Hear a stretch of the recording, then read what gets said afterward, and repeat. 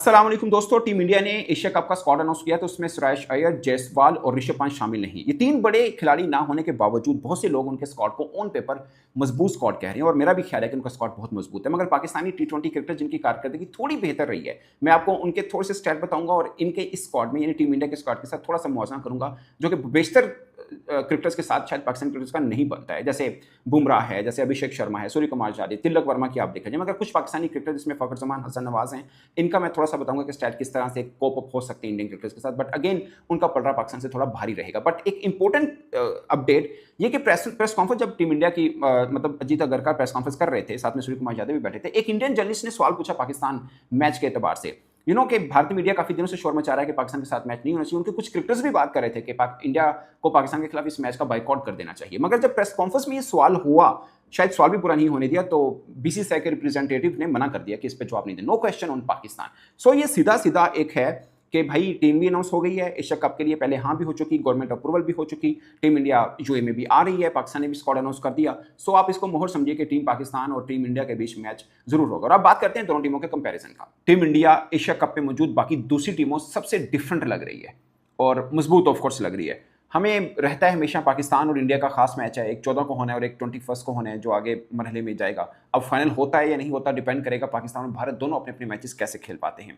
मगर मैं कंपैरिजन मुझे लगता है बाहर नहीं बनता, क्योंकि इंडिया के सारे डेकोरेटेड टी20 के प्लेयर हैं, पाकिस्तान के भी कुछ प्लेयर बहुत अच्छे हैं। बट मैं एक छोटा सा एक कंपेरिजन किया जिससे आपको अंदाजा हो पाएगा कि हम कहाँ पर खड़े हैं इंडिया के बराबर में। फॉर एग्जाम्पल एक छोटी सी एग्जाम्पल दे रहा हूँ। अभिषेक शर्मा उनके टी20 के ओपनर हैं, 16 मैचेस में 535 रन हैं, एवरेज उनकी 33 की है, स्ट्राइक रेट 193 का है, 193 का स्ट्राइक रेट है। मतलब ये टी20 का मैं आपको बता रहा हूं, पाकिस्तान में किसी भी क्रिकेटर का 193 का स्ट्राइक रेट नहीं है। मैक्सिमम जिसका है वो हसन नवाज है, 175 का स्ट्राइक रेट है। बट उनका हम कंपैरिजन किसी और से करेंगे। ये मैं Abhishek Sharma as an opener देखें तो हमारे पास साइम अयूब की ऑप्शन रहती है। उन्होंने 397 रन बनाए हैं इस साल जो टी20 खेले हैं, सिर्फ इस साल की मैं बात कर रहा हूं। एवरेज 38 की, स्ट्राइक रेट 151 का है। तो साइम अयूब का इस साल का स्ट्राइक रेट उनके मजमूई स्ट्राइक रेट से कहीं बेहतर है, साइम अयूब के मजबूत स्ट्राइक रेट से। मगर आप अभिषेक शर्मा के साथ अगर आप कंपैरिजन करें तो थोड़ा सा उनका पलड़ा भारी नजर आता है अभिषेक शर्मा का। खासकर मैंने उनकी जब बैटिंग इंग्लैंड के खिलाफ आर्चर वुड के खिलाफ देखी थी ना, तो मजा आ गया था कि यार ठीक है इंडिया का प्लेयर है, बट फास्ट बॉलर को जिस तरह आधी पिच पे चढ़ के खेल रहा था, बहुत जबरदस्त बल्लेबाजी की। बट साइम अयूब के पास भी पूरी चीजें हैं, ऐसा नहीं है कि वो छोटे हैं, मतलब रिकॉर्ड देखा जाए तो अभिषेक शर्मा का पलड़ा थोड़ा भारी जरूर है। बट साइम अयूब में भी गट्स हैं, खासकर बॉलिंग अभिषेक शर्मा भी करते हैं, मगर बॉलिंग पर्सपेक्टिव में अगर थोड़ा सा एडवांटेज तो साइम अयूब को मिलता है। अगला हम देखें हार्दिक पांड्या, जिसके 90 टी20 मैच में 1812 रन हैं, एवरेज 27 की है ओवरऑल और स्ट्राइक रेट 141 का है। बॉलिंग की बात तो बाद में आएगी, मगर मैं बैटिंग की अगर आपको बात बता दूं तो इनके बराबर में कोई नहीं है टी20 में। मुझे लगता है कि शायद वर्ल्ड वाइड भी आप घूम के देख लें तो आपको कोई नहीं मिलेगा, तो पाकिस्तान का कंपैरिजन तो शायद ना ही करें तो बेहतर है। और बॉलिंग में देखें 94 विकेट है, इकॉनमी 8.20 की Hardik Pandya. So he is a solid allrounder, टी20 का तगड़ा ऑलराउंडर है। इनके साथ मैं किसी को नहीं रख रहा क्योंकि कोई है नहीं है। सैमसन अगेन 38 टी20 ओवरऑल टी20 मैचेस में 861 रन है, एवरेज 25 की, एवरेज कम है बट स्ट्राइक रेट उनका 152 का है। दूसरी तरफ हारिस को लिया जाए, अब ये दोनों में ना एक चीज खास है। खैर संजू सैमसन एक प्लस पॉइंट है, मैं कंपैरिजन नहीं कर रहा, संजू सैमसन बड़ी इनिंग खेल सकता है, मगर उनका भी जब फेलियर होता है तो बुरा होता है, हारिस का भी फेलियर होता है तो बुरा होता है। बट थोड़ी डाइसी पिच के ऊपर शायद संजू सैमसन बेहतर खेल पाए हारिस को, और दोनों कीपर भी हैं बाई चांस, दोनों ओपनर भी हैं। तो संजू सैमसन की स्ट्राइक रेट है 152 का और 154 का स्ट्राइक रेट हारिस का है, विकेट कीपर बैट्समैन हारिस का। इन्होंने एक 100 भी किया था बांग्लादेश के खिलाफ, मगर 14 मैचेस इन्होंने खेले। ये पाकिस्तान के उन 3 क्रिकेटर्स में शामिल हैं जिन्होंने आफ्टर कैप्टनसी ऑफ सलमान आगा या इस साल जो हमने 14 टी20 मैचेस खेले हैं, सबके सब इन्होंने खेले हैं, हसन नवाज ने खेले हैं और सलमान आगा ने खेले हैं। तो इनके 14 मैचेस में 265 रन है, एवरेज 22 की है, उनकी एवरेज 25 की है संजू सैमसन की। तो थोड़ा बेहतर प्लेयर है संजू सैमसन, मगर हारिस भी ठीक है। अगर थोड़ी पार्टी विकेट मिल गई तो दोनों तगड़े प्लेयर हैं, इसमें कोई नहीं। रिंकू सिंह देख लीजिए, रिंकू सिंह ने 24 मैचेस में 546 रन किए हुए, एवरेज 42 की है, स्ट्राइक रेट 161 का है। गुड है, बहुत बढ़िया प्लेयर है। मगर इनका मुकाबला मैं हसन नवाज के साथ कर रहा हूं। हसन नवाज ने 14 टी20 मैच खेले हैं इस साल के, 339 रन हैं, एवरेज 28 की है, उसकी रिंकू की एवरेज 42 की थी। मगर स्ट्राइक रेट हसन नवाज का 175 का है, ये खास पॉइंट है, स्ट्राइक रेट 175 का है हसन नवाज का। मगर रिंकू सिंह को ना एक एडवांटेज है जो हसन को नहीं है, हसन नवाज को नहीं है। रिंकू सिंह के साथ कोई ना कोई तगड़ा ही प्लेयर बैटिंग कर रहा होगा। हसन नवाज बेचारा जब आता है फंसी होती है टीम, तो वहां से निकल के, तो मैं इसमें एज हसन नवाज को दूंगा, trust me. Again he is too young, अभी काफी चीजें इनकी सामने आनी है, खुदा ना खासा कोई खामी किसी टीम ने पकड़ ली तो वो कैसे इससे कॉप अप करेगा, ये सब चीज़ें अभी होनी है। बट एट द मोमेंट जो फॉर्म है पाकिस्तान की T20 टीम में सबसे बढ़िया इसी बंदे की फॉर्म है। तिलक वर्मा ने 24 T20 मैचेस खेले हैं ओवरऑल, 749 रन हैं, एवरेज 49 की है, स्ट्राइक रेट 155 का है। मुझे लगा था कि शायद उतना बड़ा प्लेयर नहीं, मगर इसने बहुत अच्छा खेला। साउथ अफ्रीका में भी, फिर आके इधर अपने इंडिया में भी 100 किया इसने। शायद 2 या 3 लगातार इस लड़के के 100 है T20 में, डोमेस्टिक इंटरनेशनल मिला के। इनका मुझे लगता है मैं कंपैरिजन ये भी शायद थोड़ा सा गलत होगा, बट फ़खर ज़मान, क्योंकि फ़खर ज़मान भी इसी पोजीशन पे नीचे खेल लेंगे। फ़खर ज़मान के 97 T20 मैचेस में 1949 रन हैं। पाकिस्तान में T20 में सबसे ज़्यादा रन इनके हैं जो टीम अनाउंस हुई है। एवरेज 22 की बनती है, तिलक वर्मा की एवरेज 49 की है, फ़खर ज़मान की स्ट्राइक रेट 131 की है, उनकी स्ट्राइक रेट 155 की है। बट मुझे पता है कि जो चीज़ें फ़खर ज़मान के पास हैं, यानी खड़ा हो गया तो अगली टीम की ऐसी तैसी फेर दी, वो भले मिचेल स्टार्क को, पैट कमिंस हो, जैसा मर्जी बॉलर हो।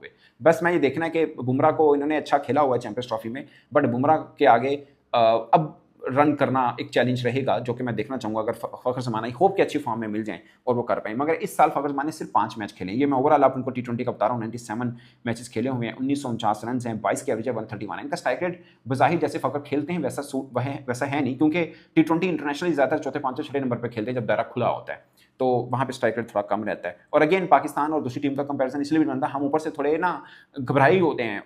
जब बाबर रिजवान खेलते थे ठीक है, हमें ऊपर से सहारा मिल जाता था, पर नीचे फिर प्रॉब्लम ये होता था बॉलिंग कम रह जाती थी। तो कुछ इस तरह का है, मतलब हमारी बैटिंग के साथ कोई प्लेयर 135-40 वाली स्ट्राइक रेट में है ना, 132-35 वाली, तो ठीक है नीचे। बट ऑफ कोर्स अब हसन नवाज आ गए 175 का स्ट्राइक रेट, तो वो मज़ा आएगा, हसन नवाज फ़खर ज़मान दोनों एक तरफ पिच पे खड़े हों। तो यहाँ पे डाइसी पिच आई ना, इस पूरे पाकिस्तान का जो स्क्वाड हुआ है उसमें 2 प्लेयर खड़े होंगे, आपको जहन में रखिएगा, एक फ़खर, एक सलमान अली आगा।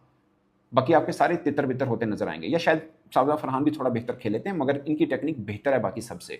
सो आप ये भी मान के चलें कि शारजा में आप खेलेंगे, स्पिन ट्रैक होगा, वहाँ पे कोई एक स्पिन खेलने वाला तो हो। दुबई में भी आप देख लें, वहाँ पे भी बास का स्पिन ट्रैक लगता है, तो आपको एक प्लेयर सॉलिड होना चाहिए, जो कि ये हैं, अच्छी बात है।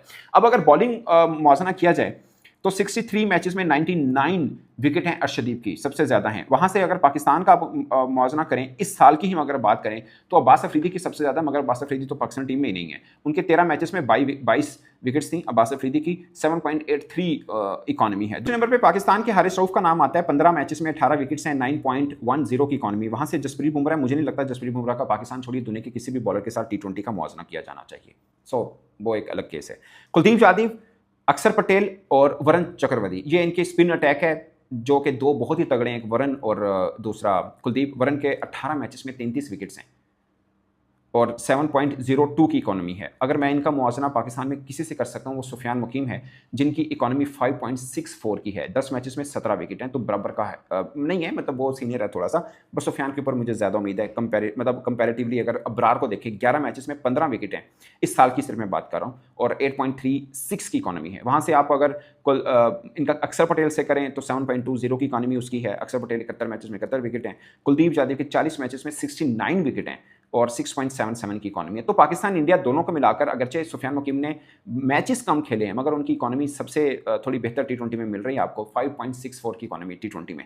लगातार चांस मिलने चाहिए, अगरचे नवाज की इकॉनमी भी इस साल 6.06 की थी, बट हमने चूंकि बांग्लादेश में मैचेस खेले थे 3, वो बड़े खास हैं। इवन वेस्ट इंडीज़ में भी हाई स्कोरिंग मैचेस नहीं हुए। इंडिया के मैचेस जो उन्होंने इंग्लैंड के खिलाफ खेले, या अमूमन थोड़े हाई स्कोरिंग थे, ये एक एडवांटेज है, क्योंकि मैं पाकिस्तान का जो देख रहा हूँ वो इस साल का देख रहा हूँ, क्योंकि सुफियान ने बेसिकली इस साल में ज़्यादा खेले हैं।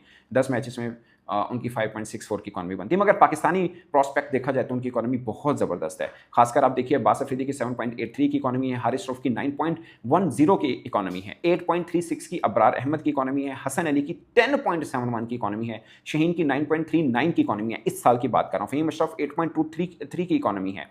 नसीम ने 2 मैच खेले हैं, 1 विकेट लिए, मगर 13.50 की इकॉनमी है। सो बॉलिंग में इंडिया का पलड़ा बहुत तगड़ा है, खासकर बुमराह, कुलदीप, वरुण, अगरचे पाकिस्तान के खिलाफ 2021 में खेले थे, उसके बाद ड्रॉप भी हुए थे, अच्छा नहीं खेल पाए, मगर अब वो अच्छी फॉर्म के अंदर है। अर्शदीप अगेन T20 स्पेशलिस्ट, फिर पांड्या। सो एक डेकोरेटिव टीम है। ऑन पेपर मुझे लगता है कि इंडिया का पलड़ा पाकिस्तान से बहुत भारी है, मगर ऐसा नहीं है कि पाकिस्तान उनको हरा नहीं सकता। जी, तो आप लोगों ने पाकिस्तान और इंडियन प्लेयर्स के दरमियान कंपैरिजन सुना कि पाकिस्तान और इंडियन प्लेयर्स के स्ट्राइक रेट्स और पाकिस्तान और इंडियन प्लेयर्स की एवरेज में कितना फ़र्क है। अगर दोनों के दरमियान मुकाबला किया जाए तो इंडियन प्लेयर्स के स्ट्राइक रेट पाकिस्तानी खिलाड़ियों की निस्बत बहुत ज़्यादा है, लेकिन अगर दूसरी तरफ देखा जाए तो इंडिया ने हालिया वक्त में T20 मैचेस बहुत कम खेले हैं, जबकि पाकिस्तान PSL के बाद से लगातार T20 सीरीज खेलता आ रहा है। पाकिस्तान ने 2 सीरीज बांग्लादेश के खिलाफ जबकि 1 सीरीज वेस्ट इंडीज के खिलाफ भी खेली है। और अगर बात की जाए पाकिस्तान के प्लेयर्स की फॉर्म की तो पाकिस्तान के खिलाड़ियों की फॉर्म भी बेहतरीन है।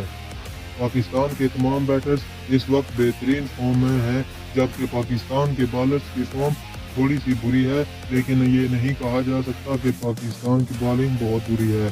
पाकिस्तान के पास वर्ल्ड बेस्ट बॉलर्स मौजूद हैं। अगर पाकिस्तान के खिलाड़ियों की बात की जाए तो साहबजादा फरहान, साइम अयूब, मोहम्मद हारज, हसन नवाज बेहतरीन फॉर्म में है। अगर बॉलिंग की बात की जाए सलमान मिर्जा, हुसैन मुकीम, अबरार अहमद बेहतरीन फॉर्म में हैं, जबकि अगर ऑलराउंडर्स की बात की जाए तो फहीम अशरफ की परफॉर्मेंस इस साल सबसे अच्छी है। इसके साथ साथ मोहम्मद नवाज की भी परफॉर्मेंस बेहतरीन रही है। और अगर दोनों टीमों की बात की जाए तो इस बात में कोई शक नहीं कि इंडिया की टीम इस वक्त दुनिया की सबसे तगड़ी टीम है, लेकिन क्रिकेट में कुछ भी नहीं कहा जा सकता। कोई भी टीम किसी भी टीम को शिकस्त दे सकती है। और पाकिस्तान और इंडिया के इतने बड़े मैच में जो टीम भी अपने नफ्स पर काबू रखेगी, प्रेशर पर काबू पा लेगी, वही टीम जीतेगी। और पाकिस्तान और इंडिया के दरमियान मैच हमेशा दिलचस्प होते हैं। और पाकिस्तान के पास भी ऐसे प्लेयर हैं जो कि एक बड़ा टारगेट चेस करने की सलाहियत रखते हैं या एक बड़ा टारगेट बोर्ड पर सेट करने की सलाहियत रखते हैं और अच्छे स्ट्राइक रेट के साथ खेलना जानते हैं। और इस दफा जंग के बाद सूरत हाल और भी ज्यादा खराब है। दोनों टीमें जीत के लिए सर धड़ की बाजी लगाएंगी और पाकिस्तान इंशाल्लाह जंग के बाद अब क्रिकेट के मैदान में भी भारत को शिकस्त देगा। आप लोगों का इस बारे में क्या ख्याल है? अपनी राय का इजहार जरूर कीजिएगा और बताइएगा कि पाकिस्तान के लिए एशिया कप और ट्राई नेशन सीरीज में सबसे अच्छा परफॉर्मर कौन होगा। और दुआ कीजिएगा कि पाकिस्तान की बॉलिंग भी बैटिंग की तरह अच्छा परफॉर्म करे ताकि पाकिस्तान इंडिया को शिकस्त दे। ऐसी ही मजीद वीडियोस के लिए हमारे चैनल को सब्सक्राइब कर दें ताकि क्रिकेट के मुतालिक आने वाली तमाम अपडेट्स आपको बर वक्त मिलती रहें।